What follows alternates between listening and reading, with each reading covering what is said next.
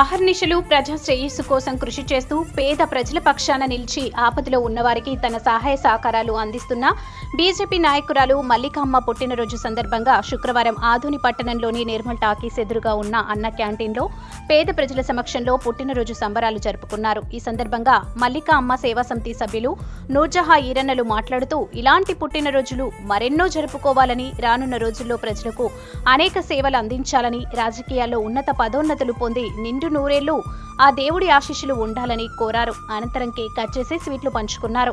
ఉదయం నుంచి పలు దేవాలయంలో ప్రత్యేక పూజలు నిర్వహించారు. ఈ సందర్భంగా మల్లికా అవ్వ మాట్లాడుతూ నా పేద ప్రజల సమక్షంలో నా పుట్టినరోజు వేడుకలు జరుపుకోవడం చాలా సంతోషంగా ఉందని, ప్రత్యక్షంగా పరోక్షంగా మరియు వివిధ మాధ్యమాల ద్వారా నాకు పుట్టినరోజు శుభాకాంక్షలు తెలిపిన ప్రతి ఒక్కరికి పేరు పేరున కృతజ్ఞతలు తెలియజేసుకుంటున్నామని తెలిపారు. ఈ కార్యక్రమంలో అమరావతి నూర్జహా, పరశురాం, చిన్న నరసన్న, సిద్ధ, హనుమంతు, నారాయణ రెడ్డి, అంజని, బాబు, ఈరన్న, ఈశ్వరి తదితరులు పాల్గొన్నారు.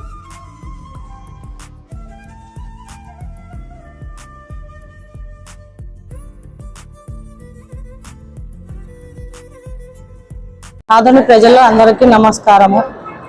అమ్మ మల్లికమ్మ గారిది పుట్టినరోజు ఉంది ఈరోజు. అందుకనే అందరికి దయచేసి అన్నదానం చేపియాలని ఒక ఉద్దేశంతోనే వచ్చి అన్నదానం చేపిస్తాం. ఇట్లా పుట్టినరోజులు అమ్మ చేసుకోవాలని కోరుకుంటాం ప్రజల నుంచి. లేని వాళ్ళకి అందరికీ ఏదో ఈరోజు అమ్మ పేరు మీద అన్నదానం చేపిస్తున్నాం. అమ్మ పుట్టినరోజు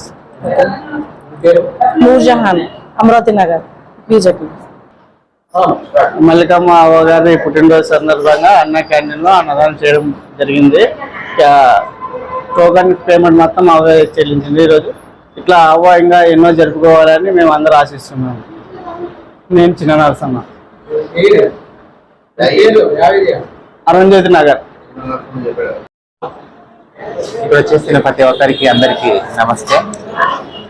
ముఖ్యంగా ఈరోజు ఏమంటే నాకు చాలా సంతోషంగా ఉంది.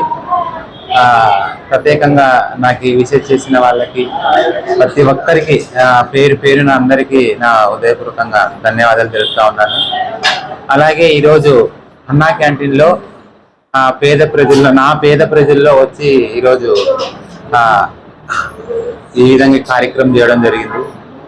చాలా సంతోషంగా ఉంది. రాబోయే కాలాల్లో, రాబోయే దినాల్లో ఇలాగే నా పేద ప్రజల కోసం ఎటువంటి సమస్యకైనా ముందుండి ముందడుగేసి చేయాలని చెప్పేసి మనస్ఫూర్తిగా కోరుతూ, ఎప్పటికీ నేను ఇలా ఏ సమస్య ఉన్నా, ఏ ఇబ్బందులు ఉన్నా, ఎవరికైనా కానీ పేద ప్రజలకు ఏదైనా సమస్య ఉన్నా అని చెప్పేసి ఇబ్బందిలో ముందుగా ఉంటానని చెప్పేసి మనస్ఫూర్తి కోరుతూ, మళ్ళొకసారి నాకు విజిట్ చేసిన వాళ్ళకి అందరికీ ప్రతి ఒక్కరికి నా చేతులు ఎత్తి వాళ్ళకి నమస్కారం చేస్తా ఉన్నాను.